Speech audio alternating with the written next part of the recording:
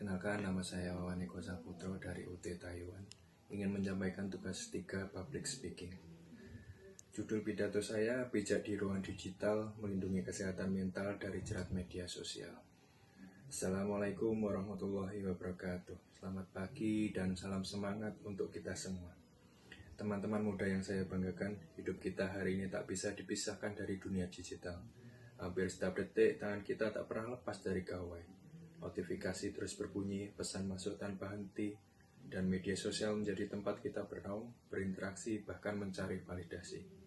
Namun, pernahkah kita berhenti sejenak dan bertanya pada diri sendiri, apakah semua ini membuatku bahagia, atau justru membuatku lelah secara mental?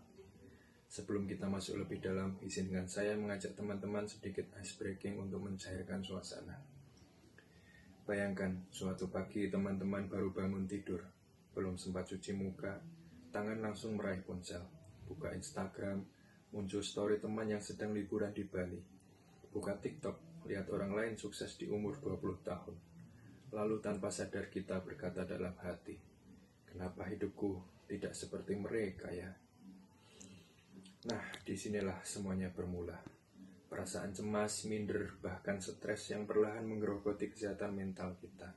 Dan yang lebih parah, kita sering tidak sadar bahwa penyebabnya berasal dari kebiasaan kecil di layar ponsel kita sendiri.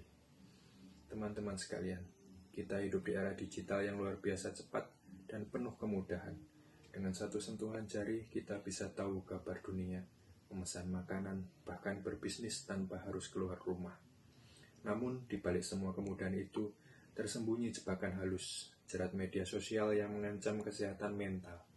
Sebuah penelitian dari JAMA Psychiatry Journal menyebutkan bahwa remaja yang menghabiskan lebih dari 3 jam per hari di media sosial berisiko lebih tinggi mengalami kecemasan dan depresi. Bayangkan, 3 jam saja sudah berisiko, padahal sebagian dari kita mungkin bisa menghabiskan waktu lebih dari 5 jam per hari untuk sekedar scrolling tanpa tujuan. Selain itu, situs Very Well Mind menjelaskan tentang fenomena social comparison, kebiasaan membandingkan diri dengan orang lain di dunia maya. Kita melihat teman yang kelihatan sempurna, kulitnya cerah, liburannya keren, pekerjaannya mapan, dan hidupnya tampak bahagia. Padahal yang kita lihat hanyalah potongan terbaik dari kehidupan mereka, hasil editan dan juga filter. Namun otak kita tetap menelan semua itu, dan perlahan muncul rasa tidak puas, rendah diri, bahkan iri. Inilah yang disebut efek highlight illusion, di mana kita merasa kalah karena membandingkan kehidupan nyata kita dengan potongan terbaik hidup orang lain. Lalu bagaimana solusinya? Pertama, kita harus sadar bahwa media sosial bukanlah dunia nyata. Apa yang tampak sempurna di layar belum tentu sama dengan kehidupan sebenarnya. Mulailah mengatur waktu menggunakan media sosial, batasi screen time, dan gunakan untuk hal-hal produktif seperti belajar, membaca, dan menulis hal positif. Kedua, lakukan digital detox. Menurut Sleep Foundation, cahaya biru dari gawai dan stimulasi media sosial sebelum tidur dapat mengganggu kualitas tidur dan kesehatan mental.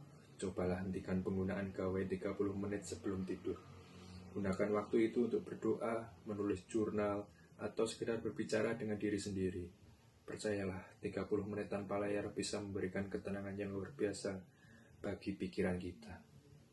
Kemudian yang ketiga, jadikan media sosial sebagai sarana berbagi kebaikan, bukan ajang perbandingan.